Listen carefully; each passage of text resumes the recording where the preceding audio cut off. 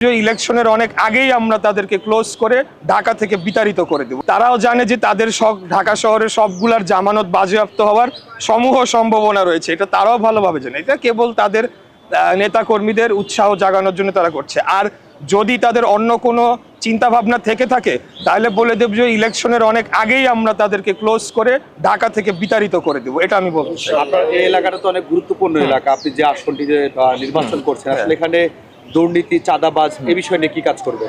আমরা আরেকটা প্রতিশ্রুতিও দিচ্ছি যে সকল এখানে ব্যক্তিবর্গ তারা অবৈধভাবে বিভিন্ন জায়গায় স্থাপনা নির্মাণ করছে, ফুটপাতে অবৈধভাবে স্থাপনা নির্মাণ করছে, রাস্তায় স্থাপনা নির্মাণ করছে এবং সেখান থেকে চাঁদা তুলছে, এদের ব্যাপারে আমরা জিরো টলারেন্স নীতি গ্রহণ করেছি। কোনো অবৈধ স্থাপনা এবং অবৈধ কর্মকাণ্ড আমাদের দল সেটাকে অনুমোদন করে না। আমরাও তার বিরুদ্ধে একটা জোরালো অবস্থান নিয়েছি এবং আমরা জিরো টলারেন্স নীতি এই ব্যাপারে আমরা অবলম্বন করব ইনশাআল্লাহ। করোনা বা যে কোনো ভাইরাসের এগেইনস্টে ফাইট মানি ব্যাকট্রলের লেফট রাইট। প্রথম বিষয় হচ্ছে যে আমি সরাসরি এখন এটা যেহেতু আমাদের দল থেকে যে স্টেটমেন্ট দেওয়া হচ্ছে আমি সেইখানেই থাকছি এবং এই ব্যাপারে যেহেতু আমাদের কেন্দ্রীয়ভাবে এই বিষয়টি কমিশনের সাথে যোগাযোগ করে একটা জায়গায় যাওয়ার চেষ্টা করা হচ্ছে, সেখানেই থাক। তবে আমি বলবো যে পোস্টাল ব্যালটের বিষয়টা আরও সতর্কভাবে এখানে এটাকে হ্যান্ডলিং করতে হবে। একটা ঠিকানায় 200-250 পোস্টাল ব্যালট যাওয়াটা একটা অশনি সংকেত। তাই আমি বলবো যে আমাদের সকলের সজাগ থাকতে হবে। যদি এখানে কারো কোনো গাফিলতি থেকে থাকে সেটা এখনও সময় রয়েছে, সেটাকে ঠিক করা সম্ভব রয়েছে।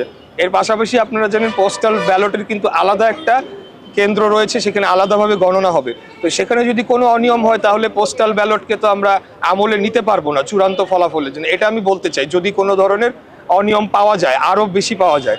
আর দ্বিতীয় হচ্ছে যে আপনার প্রশ্নটি ছিল জয়ের ব্যাপারে। আমি জয়ের ব্যাপারে নিশ্চিত নাকি সেটা বলতে পারবো না, তবে আমি জয়ের ব্যাপারে অত্যন্ত আশাবাদী যে ঢাকা 6 এবং পুরান ঢাকার এই অঞ্চলের জনগণ তারা ধানের শীষের পক্ষে ভোট দিয়ে এই আসনটা বিপুল ভোটে জয়লাভ করিয়ে দলকে উপহার দেওয়ার জন্য আমাকে সহযোগিতা করবে, আমাকে ভোট দিবে বলে আমি অত্যন্ত আশাবাদী। আর কর্মসংস্থান এবং নারীদের ক্ষমতায়নে আপনার ভাবনা কি? কর্মসংস্থান এবং নারীদের উন্নয়নে আমাদের 31 দফার মধ্যেই কিন্তু সেটা বলা হয়েছে। আমরা বলেছি যে আগামী 1 বছরে কতগুলো কর্মসংস্থান আমরা করতে চাই এবং সেটা কিভাবে আমরা করতে চাই এবং কিভাবে আমরা বিভিন্ন যারা উদ্যোক্তা রয়েছেন, ক্ষুদ্র এবং মাঝারি উদ্যোক্তা, তাদেরকে আরও ফ্যাসিলিটেট করে সেখানে তারাও যাতে কর্মসংস্থান করতে পারে এই ব্যাপারে আমাদের উদ্যোগ রয়েছে। নারীদের ক্ষমতায়নের ব্যাপারেও আমাদের ব্যাপক সেখানে পরিকল্পনা রয়েছে। তার মধ্যে ফ্যামিলি কার্ড, নারীদের অর্থনৈতিকভাবে স্বাবলম্বী করে তোলা, নারীদের জন্য বিশেষ ব্যবস্থাপনা, সেটা গণপরিবহন থেকে শুরু করে বিভিন্ন জায়গায় যাতে তারা স্বস্তিতে চলাফেরা করতে পারে। আপনি আমাদের 31 দফাটা ভালো করে পড়লেই পাবেন। Thank you.